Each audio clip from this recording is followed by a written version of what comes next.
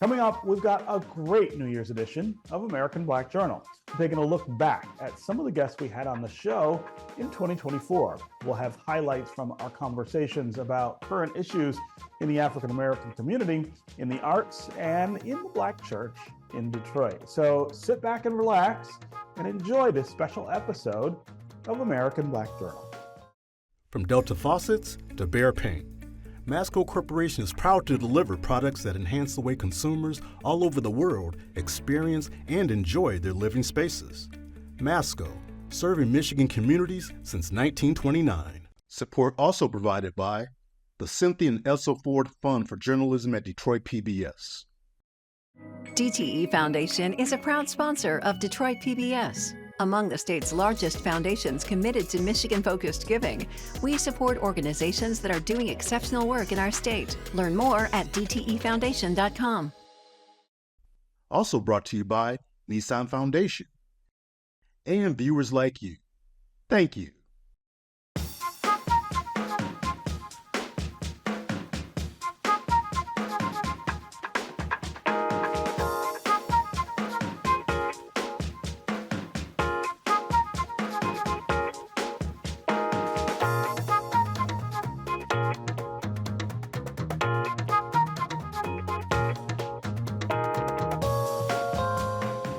Happy New Year and welcome to American Black Journal. I'm your host, Stephen Henderson.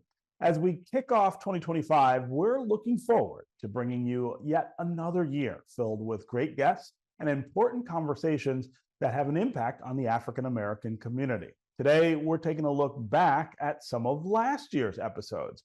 So let's start with our discussions about reparations, crime, and the 10th anniversary of the Flint water crisis. The Flint water crisis began on April 25th, 2014, when the city of Flint switched its drinking water source from Detroit's system to untreated water from the Flint River in order to save money. As a result, tens of thousands of residents in the primarily African-American city were exposed to dangerous levels of lead, which caused major health issues. So here we are, a decade later. How is the water quality today in Flint, and what health concerns remain? Here's my conversation with Flint's current mayor, Sheldon Neely. I want to start with you telling me about where we are now in Flint with the state of the water, but then also the state of the people in Flint, who I think have to, over and over again, we've got to make sure that we center this conversation on the lives of the people in your city. So tell us how we're doing with water and with just the folks there. You know, I'm here as a lifelong resident of this community, born and raised in this community with my mother, my parents, and my daughters and my wife are still here. So we were here from very, very day one. You know, I was a city council person when this tragedy first engaged, this man-made crisis. You know, we moved on to the state to try to rectify some things, you know, asking for investigations from the attorney general then at that time to be able to engage a process of recovery. And so 10 years now, you know, we're still moving through the process. Our infrastructure is in good shape. We still have some more work to do, a little bit more work to do. Major infrastructure, residential infrastructure, you know, making sure that we had a secondary delivery system, you know, major construction, making sure that the accessory to one of the crimes that was committed was with the Flint River water, untreated. But we, residents of this community, never have to worry about ever drinking from the Flint River water again, based upon that level of infrastructure, building a secondary delivery system to our system. We're in compliance with the lawsuit that was filed against the municipality. 31 lead service lines need to be replaced still, and that is in process as we speak currently right now. The annual Silence Violence March and Rally began 17 years ago at Church of the Messiah in Detroit. This year, more than 20 similar events took place across the state. American Black Journal contributor Deja Moss was at the Detroit March, where the innocent victims of gun violence were honored. Silence the violence! Silence the violence! I've had so many relatives, it would be unfair to speak on one or two, because we've had several relatives that have died to gun violence. So that's why it's important to me On October 16, 2016, my daughter Jada Rankin was murdered by senseless gun violence. She was 15 years old. It took me 2 years to even come out the house. It took me 2 years to go back to work. It took me 2 years to comb my hair. But I had learned that my daughter was not, she was a butterfly, right? At every room she walked in, it lit up. So it is my duty, not only as her mother, to birth her, nourish her. It's actually my duty to keep her legacy alive. This is Shantez Cameron Moore, my 8-year-old grandson, who was shot last year, August 19th, with an unsecured gun on the west side of Detroit at his mom's house. And parents was careless at my daughter's house. And unfortunately, the kids got a hold to it. I never know the whole story, I wasn't there, but his life was taken with an unsecured gun. So the message today is lock it up. I lost a childhood friend by the name of Gerald Gunter. He was the first one of us to be murdered. I've seen individuals rally and look at our friend as a martyr to the lifestyle. And I've seen us go on like a 2-year campaign of retaliation. Trauma can be your superpower, because when you had enough, you had enough. We've seen community members get involved. Like most of the people who is addressing gun violence are people who have been caught up in the cycles of gun violence, of having enough, and bearing the responsibility with holding themselves accountable and holding community accountable. And holding community accountable is not just punitive measures or punishment.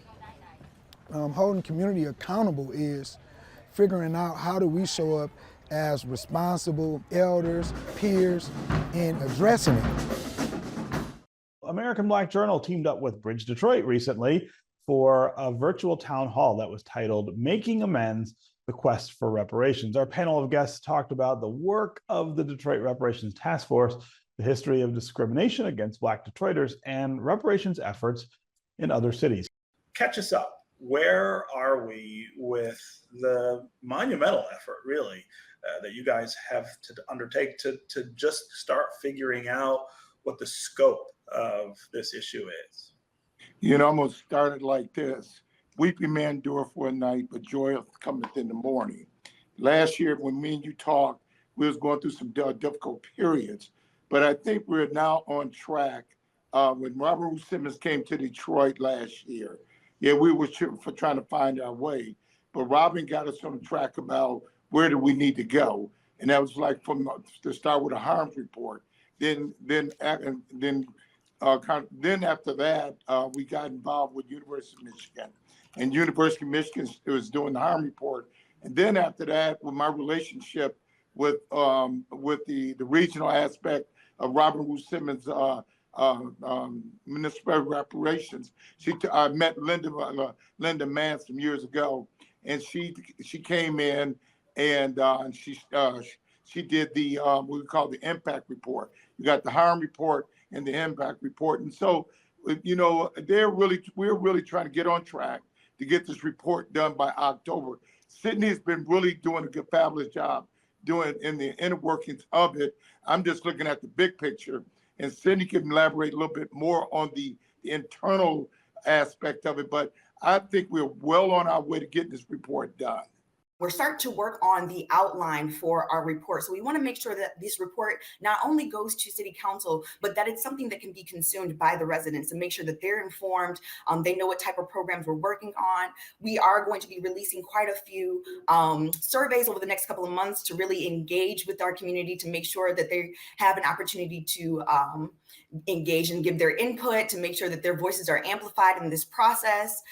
We've gotten a report back from Columbia University speaking to quite a few different things that they observed while they were here. It was fantastic to have them here in person, allowing them to visit some of these sites of harm and really put some tangible pieces to the research that they were doing. I'm very excited about the U of M report to come out, but we really want to center the voices of the residents, give them an opportunity to give us some feedback and to really help drive the way that this work is going to go, because the 13 of us can't do it alone. We're working in a beautiful Black city, and we need to make sure that every voice is amplified.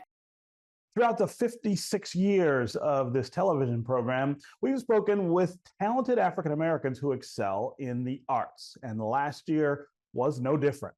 We continue to shine a light on African American culture with guests that included 2 award-winning actors, a renowned poet, and a pioneer of techno. Take a look. Detroit techno started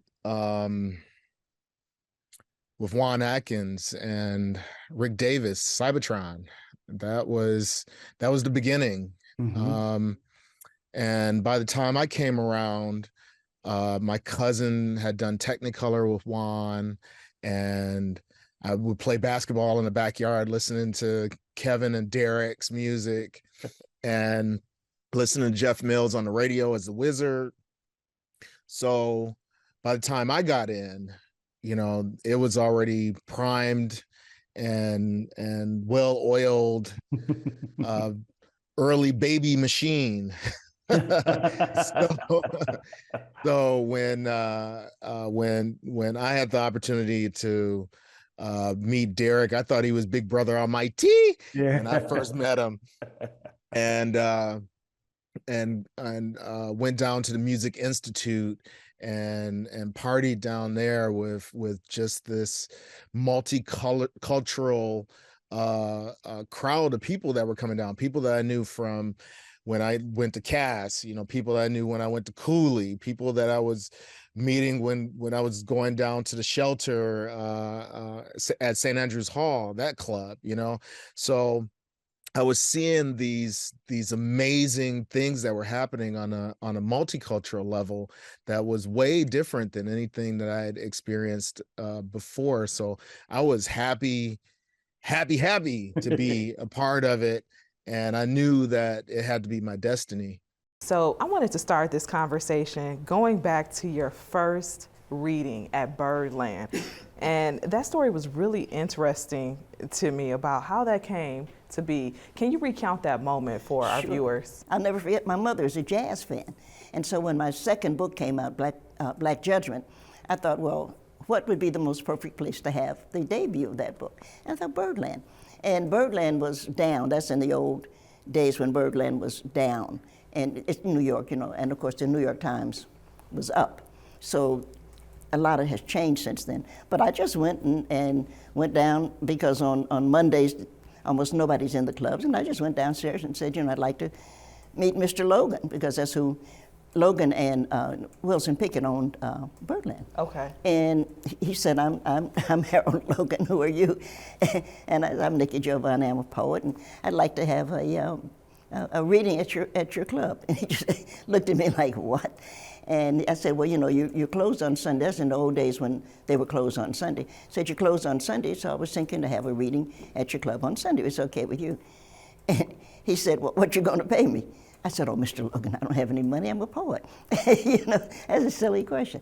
And so he thought about it for a minute. I guess he said, if that fool is crazy enough to come down here and ask me. He said, well, I tell you what, you bring me 100 people, and you can have the club. 99 people, and you owe me $500. I said, well, thank you, and we shook hands. It's one of those like, oh, was that wise? And so I started working on it. You know, you get 100 people to do anything, but well, you can. But where the club is and the way it goes. So on Sunday, I had Morgan Freeman was my next door neighbor, Novella Nelson, Barbara Antier. So I knew a lot of people, and they all agreed to read. And so the line started, and then the line turned. And when they did that, the New York Times was wondering, well, what are those mostly black people doing down there? So they sent a reporter down, and he said, you know, I'm looking for Nick Giovanni. And he finally got to me. He said, I'm looking for Nick Giovanni. I said, well, I'm Nikki Giovanni. He said, no, where is he? It's just the way people looked at things. I said, well, I figure he'll find out eventually. He'll figure it out. Yeah, he'll get figure the picture. But they did, because of the line and everything, it got headline in the, what they call the extra, the second, because nobody had seen a poet bring that, you know, to bring that many people into a club. It was great. CCH Pounder Kone, welcome to Detroit. Thank you. And welcome to the Wright Museum. It's lovely to be back again, I have to say. This is not your first time here. It is not my first rodeo at the Wright. Yeah. And it's wonderful to be able to bring something completely different right. and feel like you're just beginning again. So that's really nice. Yeah. So let's talk about this exhibit, Absolutely. Double ID. It is about Black men and the duality, right? Yes. Well, first of all, I should really say that I started off at the Wright with Queen, which was an all-female show. Right. And then we talked later on that somebody had mentioned, said, well, what about the men? What about the men? What about us? And so I said, okay, well, the next time I come, we'll do a show on men. Yeah. But what I loved about how this was done is that it is couched in the philosophy of W.E.B. Du Bois of double consciousness. And so it was providing paintings that not only were sort of very present on, as you look at them, as you get an idea, and the moment that you think of double consciousness, you get another idea of what this man may have had to do to present himself in a way that is less threatening, one way, as less powerful than he actually is. And so I thought, let's bring out these paintings. And these were the ones that they chose from my collection. Award-winning actor Roger Guenveur-Smith was in Detroit recently for 3 solo performances at the Charles H. Wright Museum of African American History. American Black Journal contributor Cecilia Sharp of 90.9 WRCJ sat down with Smith to talk about his long acting career and his many collaborations with filmmaker Spike Lee. Spike Lee. Yes. You were able to come in at such just a creative time with Do the Right Thing, School Days, and collaborate and work with him. I never thought that I would have a career in film. I was really happy to be playing a season at the Guthrie Theater in Minneapolis.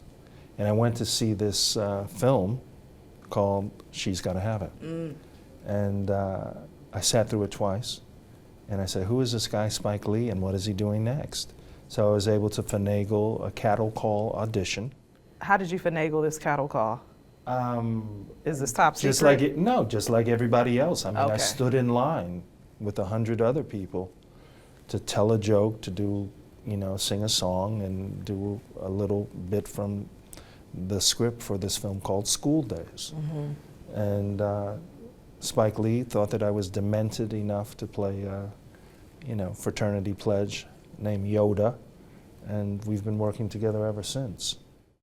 So 2024 was our 4th year bringing you monthly episodes that focus on the Black church in Detroit. We have covered a really wide range of topics with a remarkable group of African American faith leaders right here in our city. The series is produced in partnership with the Ecumenical Theological Seminary and with the Charles H. Wright Museum of African American History. Here are some of the highlights from last year. Historically, the church has been a place of refuge for the Black community during really difficult times. So how can it lead the way on improving young people's mental health? Here's my conversation with Minister Micaiah Keener from Triumph Church and seminarian student Ashley Lewis. So I like to start off by saying that teen suicide has been identified as a national crisis. And so much so that even the Biden-Harris administration is really doing a lot to really counter this. For me personally, it hits home because my son, who's 13 years old, and he's a young Black male who goes to a predominantly European school. I don't subscribe to Black-white, but European school. And what I've noticed is the impact of AI. So if you look at the history of the Black church, when you talk about anti-Black or racism manifesting, there were signs, there was this overt manifestation of it. While some of it is still overt, a lot of it is covert. So my own son, I didn't even know he was dealing with depression. Thank God they have those forms with the doctors when they do their annual physicals, because I had no idea.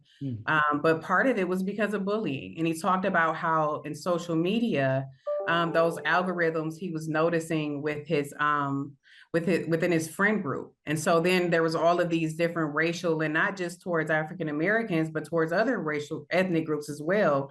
And so as a result, the bullying began to increase, not only through the perception of anti-Blackness within social media, but also in terms of manifesting within his friend group. So one of the things I see, and to be honest, not only at Triumph, but just within my community, being a 26-year-old that does a lot of activity in the Metro Detroit area.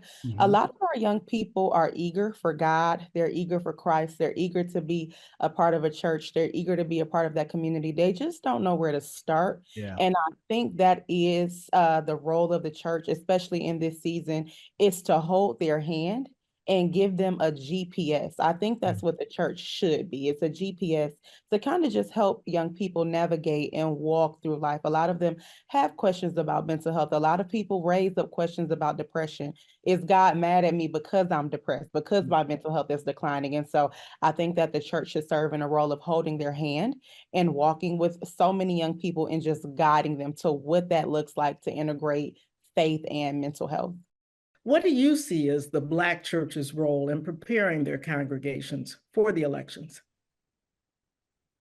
Well, I think the first thing we have to do is help people understand that their faith is not separate from their citizen responsibilities, and that you can act out your faith in the voting booth.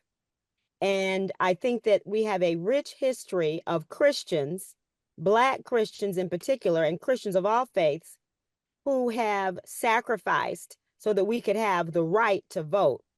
And so the thing that I say to the congregation that I serve is that I can't tell you who to vote for, but I'm encouraging you to vote. And I think that the Black church has historically been so involved in the community that we have been an outspoken voice on this issue, that we are to be citizens of a higher kingdom and also citizens of this world. I think Dr. Hill really kicked it off the right way because the Black church has always been historically one of the leading voices against oppression, particularly against, Black and brown people, misogyny, I mean, you name it. The reason why I am a proud member of Triumph Church under Pastor Solomon Kinlock, because he teaches and he tries to live out the fact that our theology ought to impact our sociology. There's no way in a Christian framework we would be able or should be able to look at the conditions that our people find themselves in and not get engaged in the civic process that impacts so many people, the least and the left out and the left behind. We are fired up about voting at Second Baptist Church of Detroit. As you are already aware, Second Baptist was established in 1836 and is the oldest historically Black congregation in Michigan and was a part of every liberation struggle that Black folks face in the United States. Second Baptist members were fighting for suffrage in the 1800s. And I think that the responsibility that we have as the Black church, it reminds me of a song, Victory in Jesus, and that is, I heard an old story. We have an obligation to tell the story of the good news, the story that there is victory in Jesus. My last question for you is about, the enduring legacy of gospel music, and especially here in the city of Detroit and what you hope for it to become. I would hope that Detroit would continue to be a beacon of gospel music in this industry and in this time. I know LA is they're gonna claim theirs, and Chicago's gonna claim its, and Atlanta's gonna claim its. But before Atlanta became a Black Mecca capital, Atlanta, Detroit was the place. Detroit had more community choirs and church choirs that really had the sound and had the quality to perform nationally, and as we call it, on wax, on albums, but just never did. But shoot, that's why it was hard to get a paid concert in Detroit at the Ford Auditorium, because you can go to any church on a Sunday and hear a church choir rocking our house. No ifs, ands, and buts about it. So I would hope that, one of the legacies would be, whenever you talk about gospel music, Detroit always comes up. What he's done for me, what he's done for me, I just got to tell you what the Lord has done for me. He loosed my shackles and he set me free. I just got to tell you what the Lord has done for me. Help me, choir. What he's done for me. Oh, what he's done for me. I just got to tell you. I just got to tell what the Lord has done. What he's done for me. Loose my shackles. Set me free. I just got to tell you what the Lord has done. What he's done for me. Let me tell you what he did. When sin had me out, Jesus took me in. When I felt all alone, he became my best friend. And now he's right here with me through the thick and the thin. And I just got to tell you what the Lord has done for me. Of course, you can see these entire conversations and more at AmericanBlackJournal.org. We thank you for being loyal viewers, and we always want to hear from you. So go ahead and connect with us anytime on social media. Take care, and we'll see you next time. From Delta Faucets to Behr Paint, Masco Corporation is proud to deliver products that enhance the way consumers all over the world experience and enjoy their living spaces. Masco, serving Michigan communities since 1929. Support also provided by the Cynthia and Elsa Ford Fund for Journalism at Detroit PBS. DTE Foundation is a proud sponsor of Detroit PBS. Among the state's largest foundations committed to Michigan-focused giving, we support organizations that are doing exceptional work in our state. Learn more at dtefoundation.com. Also brought to you by Nissan Foundation. And viewers like you, thank you.